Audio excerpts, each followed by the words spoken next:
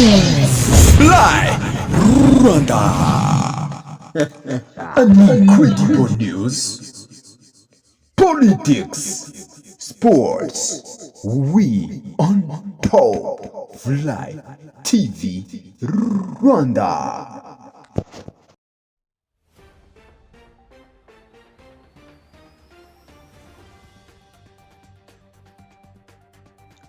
Mbasuze cyane mbifurize amahoro ndetse no komeza kugubwa neza. Ayinya uyu ni umwanya mwiza w'ikiganiro ndetse n'ubusesenguzi ku ntambara irimo kubera muri gihugu cy'abaturanyi cya Kongo. Birumvikana ubwo ni mu burasirazuba bwacyo.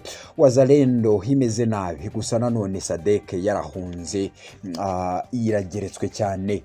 Teritwari ya Rucuru iri mu maboko ya M23. Kugeza ubu ngubu magingo ya rwose ibintu ntabwo byoroshye. Nyanzare iri mu maboko ya M23.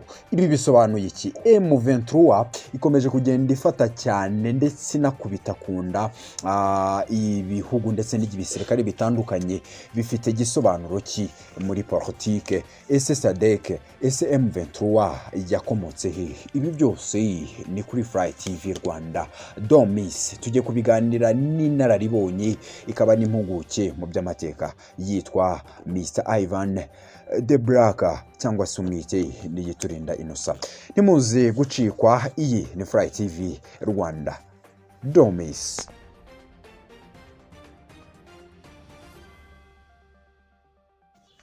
Mbasuze nanone mbifuriza amahoro nanone. Twigeze mu gice cyiza twamaze kuganiraho, tugeze muri wa mwanya mwiza w'ubusesenguzi, umwanya w'amateka. Tuba tugiye kuganira byinshi bitandukanye ku mateka yaranze M23. Ese muri ready? Ayinyabo uyu munsi biraba biryoshye. Yes, twakire Mr. De Braka muri sezo za FLY TV Rwanda. De Braka, ikaze kuri FLY TV Rwanda. Murakoze cyane Eric, murakoze cyane. Yes, uyu munsi rero ndakeka ntabwo ari ubwa mbere turi ku itariki ya 12. Ndakeka ntabwo ari ubwa mbere twakiriye De Braka muri sezo za FLY TV Rwanda. By the way, ndakeka ahangaha hamaze kuba mu rugo dumusangwa. Dumusangwa birumvikana. Yes, abatumirwa FLY TV Rwanda tuba turi nabo, ariko nanone tukibanda ku bafite ubwenge, intyoza mu byo bakora ndetse banafiteho ubumenyi muri rusange. Birumvikana niyo mpamvu kuri uyu munsi cyangwa se mutazahwema kumva kuri mikoro za FLY TV Rwanda kumvaho intyoza, akaba umuntu udasanzwe mu bijyanye n'amateka, Mr. De Braka cyangwa se umwite igiturinda Innocent. Ikaze nanone. Reka mbere yuko dutangira wibwira abantu mu by'ukuri, kubera ko nicyo kintu cy'ingenzi, adresi bakubonaho mbere yuko dutangira, kugira ngo nanone brand yawe nanone izamuke. Birumvikana. murakoze cyane. Mbanze nongere nsuhuze n'ubundi abantu mudukurikira gatanu ku kandi kuri FLY TV. Nkomeje kubashima, muri abafatanyabikorwa beza kandi turabakunda. Nk'uko bivuze rero Kibaruma, njyewe amazina ni De Braka cyangwa se n'iturinda Innocent. Kumbona nimero yanjye ya telefone irahari, even izindi mbuga nkoranyambaga aho mbona biroroshye. Gusa ku rundi ruhande, hagize nk'undi muntu ushaka kumenya byinshi kuri njye cyangwa se ashaka ko duhura, by the way nawe ubwawe wamuha inzira, wamuha adresse. Yes, niyo mpamvu FLY TV Rwanda twebwe turazwi, ntabwo turi ba bantu dukunda inyungu zacu kurusha za bagenzi bacu. Niyo mpamvu mbere na mbere tuba tubanje kugira ngo adresse yawe uyishyire hanze ndetse bibashe kuba byana kugira umumaro mu buryo bumwe cyangwa ubundi, nta wamenya dore ko wabigize umwuga. Yes, Mr. De Braka, hashize igihe kitari gitoya M23 yumvikana mu bintu by'intambara, yumvikana rwose ifata uduce twinshi, Minova, Nyanzari ndetse na teritwari ya Rucuru. Ibyo byose biri mu maboko ya M23. Ikindi kandi perezida wa Repubulika y'u Rwanda Paul Kagame kuri uyu munsi arajya mu gihugu cya Angola, hagiye kuganira na mugenzi we Joe. Bagiye kuganira ku mutekano mukeya uri muri iki gihugu cya Kongo mu burasirazuba bwacyo. Ese M23 imaze gutesha umutwe imitwe itandukanye, imaze gutesha umutwe wa Zalendo, imaze gutesha umutwe igisirikare cya Kongo ndetse n'amahanga muri rusange za MONUSCO. M23 ifite iyihe nkomoko, yavutse ite kugira ngo ibe iri kuvugwa muri iyi minsi kuri iki kigero? Okay. Tutinjiye mu mateka cyangwa se dusa nkaho tuyakikiye gatoya.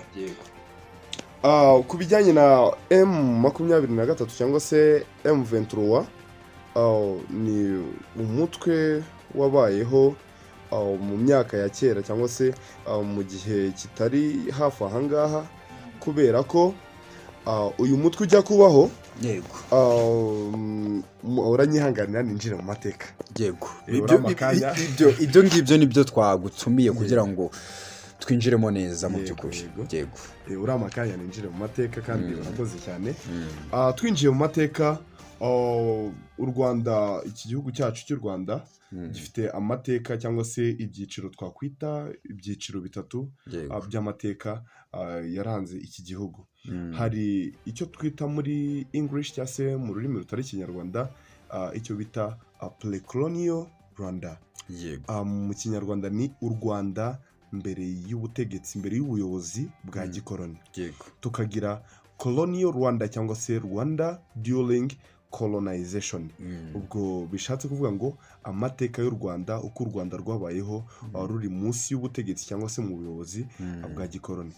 Hakaba na period ya gatatu yitwa post colonial Rwanda cyangwa se Rwanda after colonization. Ibyo ngibyo turabyumva rwose. Ni ukuvuga ngo impamvu mbabwiye ibi bice ni uko mu kuvuka cyangwa se ukubaho kwa M23, inkomoko cyangwa se intandaro yatumye M23 bari abarwanyi babaho, n'ibyo byiciro bitatu by'amateka y'u Rwanda hari uruhare bibifitemo. Twihuse, igice cy'amateka y'u Rwanda cyitwa pre-colonial Rwanda, u Rwanda mbere y'ubukoroni. U Rwanda rwahereye muri Gasabo ruraguka Ruranda. Ruranda ruraguka ruba ubutaka bunini bwaraturutse kuri Gasabo muzi nonaha. Ubwo rufata ibice bitandukanye, iyi lake Kivu cyangwa se iki kiyaga cya Kivu mubona muri cya gice cya mbere cy'amateka nababwiye cyitwa pre-colonial Rwanda cyangwa se u Rwanda mbere y'ubukoroni. Iyi lake Kivu cyangwa se iki kiyaga cya Kivu cyose cyari igice cy'u Rwanda.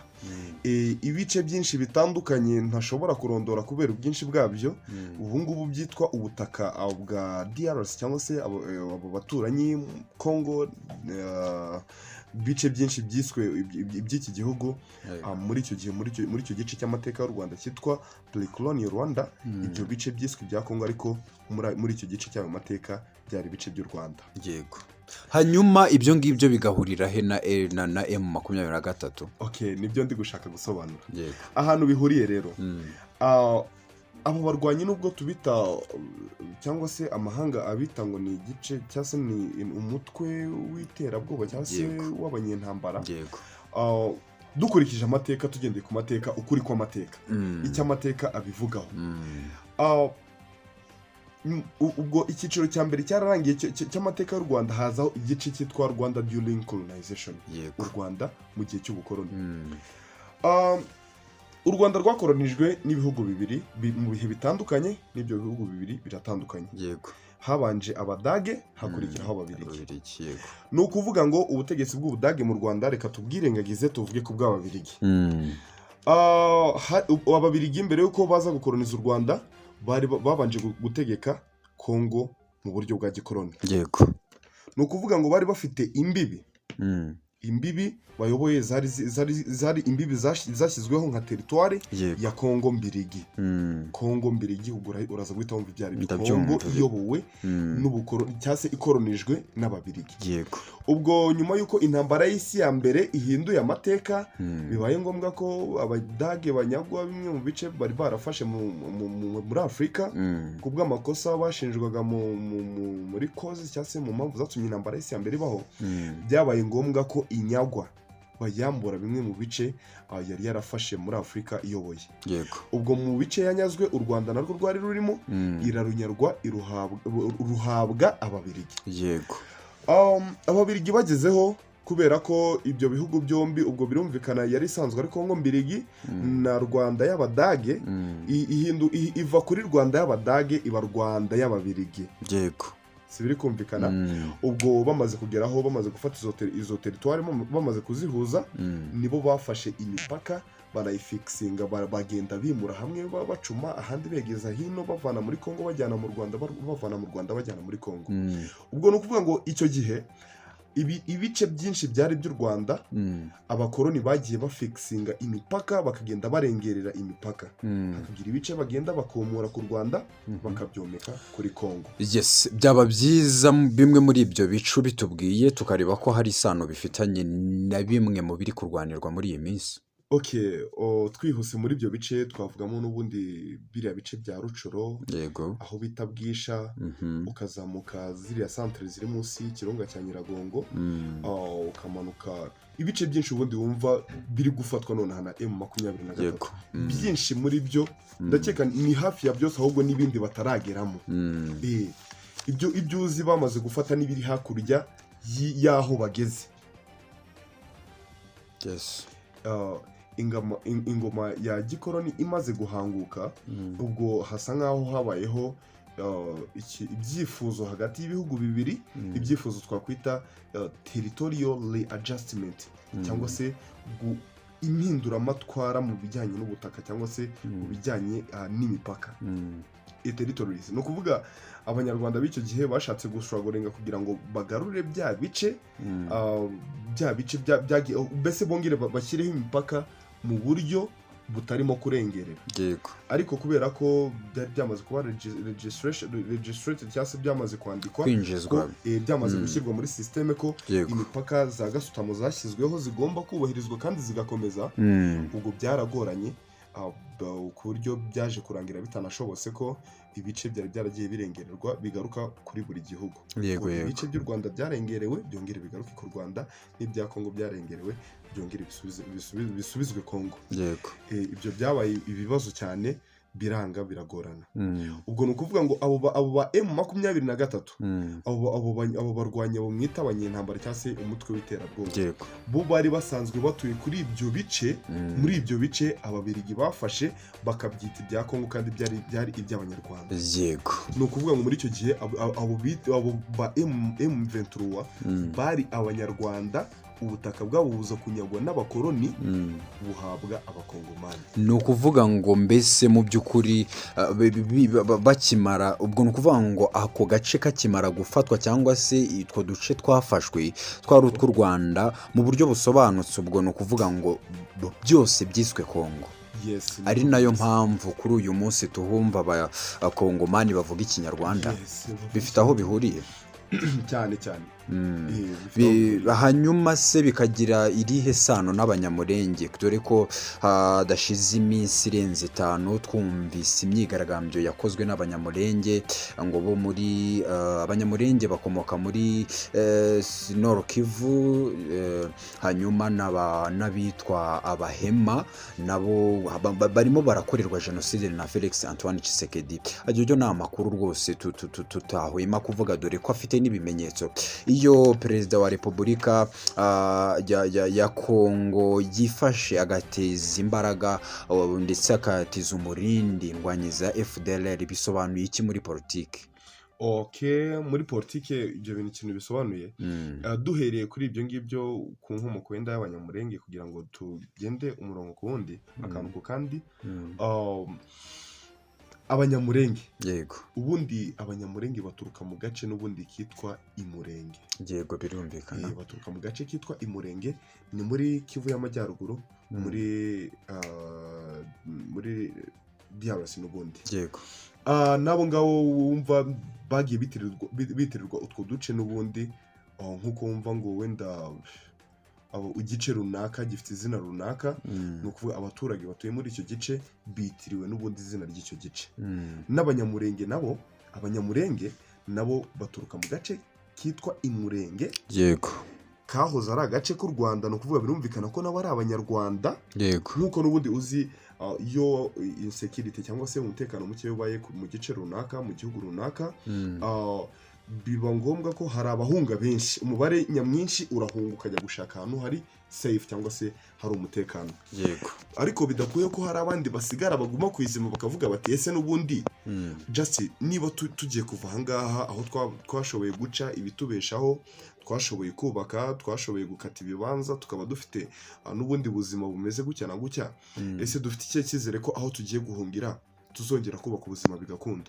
Abantu bamwe bagasigara, noneho abo ngabo basigaye bituma bamwe bagize imiryango yabo bahunze, iyo igihe cy'umutekano kigarutse bagaruka basanga babandi basize kugira ngo bongere bubake umuryango cyangwa se umuryango wongere usubirane. yego ni ukuvuga ngo rero abo ngabo ni abanyarwanda bari aho ngaho, bari abanyarwanda just ariko ubu ngubu bitwa abakongomani. birumvikana nta n'impamvu yo kubita abanyarwanda kuko iteka ryaraciwe, imipaka yarashinzwe, nabo barabifata, bafata ibyo bice n'ubundi. yes, ni ukuvuga ngo urujijo kuri uyu munsi rw'abaturarwanda ndetse n'abandi batuye isi bavuga bati perezida nyakubahwa Paul Kagame niwe utera Kongo, ndakeka ruvuyeho, kubera ko akenshi akunda kugaragara avuga ati Kongo ifitanye ibibazo n'abaturage bayo, ati nibikemure. So ubwo rero ni ukuvuga ngo urwo rujijo ruvuyeho. So mu rwego rero rwo kugira ngo abantu bakurikirana FLY TV Rwanda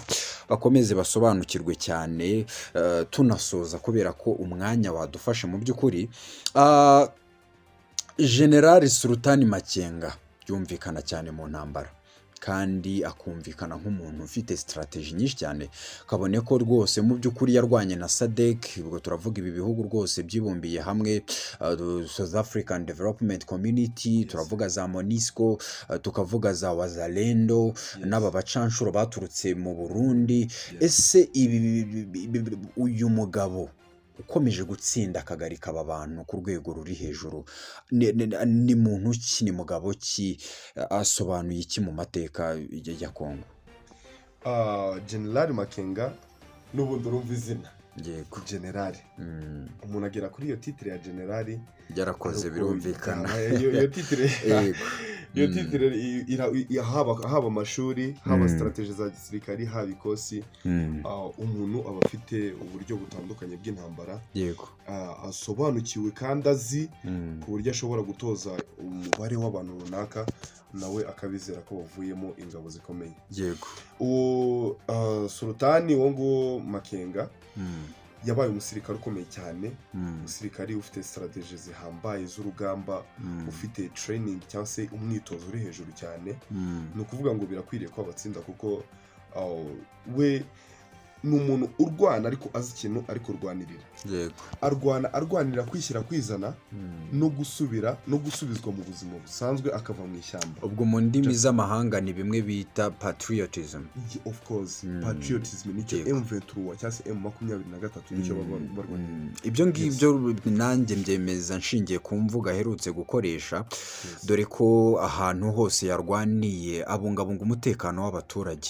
ariko nanone izi mvugo nanone zikomeje kugenda zikwirakwira, dore ko ahantu yarwaniye akenshi usanga yita ku baturage cyane, mu gihe FARDC yo just turakunda kubyumva ko yo irarasa no matter what. ntabwo bita kuvuga ngo abasivile bakambwe. uyu mugabo tukeneye kumusobanukirwa rwose, Sultan Makenga. yego okay, mu magambo makeya ubundi Sultan Makenga ntabwo ari ikihebe, ntabwo ari inyeshyamba, birumvikana. ntabwo ari umuntu ufite gahunda yo kuzana ubundi iterabwoba. mu bintu by'iterabwoba habamo gushimuta abanyeshuri, gushimuta abaturage, ibintu nk'ibyo. Ariko mu cyimbo cyo gukora ibyo ngibyo kubera ko we intego yiwe atari ubwihebe cyangwa se kuba yaba umwe mu bantu bakwirakwiza iterabwoba, we ahageze arashaka guhabwa uburenganzira bungana nk'ubw'abantu asanze aho ashaka guhererwa ubwo burenganzira. Birumvikana. Ni ukuvuga ngo impamvu we ibintu bye abikora ariko akita kuri sekirite y'abaturage bari ahantu ari kurwanira, ntabwo afitanye ikibazo n'abaturage, nta nubwo mu ntego ziwe mu ibyifuzo bye kugira ngo bishyirwe mu bikorwa ntabwo ashaka kubinyuza mu iterabwoba. Arashaka ngo ahabwe uburenganzira hamwe na bagenzi biwe n'ubundi bitwa abarwanyi ba M23 basubizwe mu buzima busanzwe nk'abaturage ba DRC. Yego. Ni ukuvuga ngo rero dusoza, kubera ko FLY TV Rwanda turahari umunsi ku wundi kugira ngo tubahereze amakuru kandi agezweho. Mr The Black, ni ikihe kintu watangariza abantu bafata u Rwanda nk'igihugu gishotora Kongo? Okay, intambara zishingiye kuri politike mbere na mbere turabizi zirahari, zibaho ku bihugu bitandukanye, ku migabane itandukanye. Murabizi intambara zishingiye kuri politike mu bihugu bitandukanye. N'ubwo na Israel n'umutwe wa Hamas biri kurwana, bimeze nabi, hari kugenderamo inzirakarengane kandi bishingiye kuri politike. Ukraine n'Uburusiya ruracyambikanye, izo ni intambara zishingiye kuri politike. Ariko u Rwanda na Congo na M23 urumvugo ni ibice bitatu bivugwa. Abantu bakomeza gushyira mu kanwa, ubu bagafata M23, ibibazo M23 ifitanye na DRC bagashyira n'uruhande rw'u Rwanda bakarushyiramo, ariko mu buryo bwo guca impaka cyangwa se kunoza imvugo yuzuye. Bareke Congo ihangane n'abaturage bayo aribo M23. Bareke Congo isuragoringe guhanduringa ikibazo cya M23. Erega buriya twinjiye muri politike cyangwa se tugiye ku ruhande rwa politike, ahubwo tugashyira mu nyurabwenge n'ubundi nk'abasesenguzi b'amateka cyangwa se abantu bashobora kuba bafite nosiyo ku bintu. Niba Felix Antoine Tshisekedi ari umutegetsi cyangwa se umuyobozi ukoresha demokarasi, nta nubwo izi ntambara zakabaye zararangiye kera. Ibi bintu byose bikomeje kugenda bivugwa, izo mfu zikomeje kugenda zivugwa, izo ndege zikomeje kuraswa, gufatwa no kurekurwa kw'ibice mu buryo butandukanye, ubu byakabaye byararangiye, tukamenya ngo umutwe wa M23 abantu bawugize basubijwe mu buzima busanzwe, bahawe uburenganzira iyo aza kubakoresha demokarasi yuzuye nk'umurepublikani. Ku ruhande rw'u Rwanda, u Rwanda rurarengana. U Rwanda hano barurenganyiriza, ni ukuvuga abantu nka bariya bari kurwanira kwishyira kwizana, bo bakira ubufasha buturutse ku ruhande urwo ari rwo rwose, ndetse n'ibyo bari kubona bashoboye kwiha ku rundi ruhande hanze yabo bwabo, ibyo bashoboye kwiha kandi babona ko byabafasha kwacivinga intego yabo, barabifata bakabikoresha. Twirengagiza kuba hari abo babona ngo bambaye fomo zisa nk'iz'u Rwanda. No, ibyo it doesn't matter. Nta n'igisobanuro bifite. Ntabwo umuntu uzi neza ko agiye gufata imbunda ahantu azagera, kwanza hari n'abo bambaye na civile bisanzwe, ukabona yambaye amakote y'abashumba, yambaye bote, yambaye ibiki, abandi ukabona bambaye buti n'ubundi z'abasirikari, bambaye fomo bo bafata ibyo babonye birashobora kumucumira umunsi, birashobora gutuma atambuka urugamba rw'uwo munsi bidafite aho bihuriye. Mbese muri make ni ukuvuga ko imvugo ya perezida w'u Rwanda nyakubahwa Paul Kagame avuga ko ibibazo bya Kongo ari ibya Kongo bitamureba, nawe ubwawe urayishyigikira mu by'ukuri? Oya, abari mu kuri. Yego. Mwakoze kubana natwe. Iyi ni FLY TV Rwanda, njye na Imanishimwe Eric n'umutumirwa Niyiturinda Innocent. Mwakoze cyane kubana natwe. Mu kiganiro cy'ubutaha tuzaza noneho tuvuga neza kuri iyi miryango cyangwa se imitwe itandukanye, harimo za Monisco, Sadek ndetse na Wazalendo, FDLR ni bantu ki, byose tuzaza tubiva imuzi n'imuzingo. Iyi ni FLY TV Rwanda, tugushimire cyane The Black. Yego, murakoze cyane. kandi nanone tunasoza wakongera ugahereza abantu nimero zawe ndetse na aderesi muri rusange kugira ngo abagukeneye bajye bakwakisesinga mu buryo bworoshye. Bibaye byiza hagize nk'ushaka kunyakisesinga cyangwa se kuba twabonana cyangwa se akagira ikibazo mbaza ku bijyanye n'amateka, nimero yanjye ndayivuga nitonze kugira ngo uwankenera yayumva mu buryo bworoshye. Yego. Nimero yanjye ni 078 799 42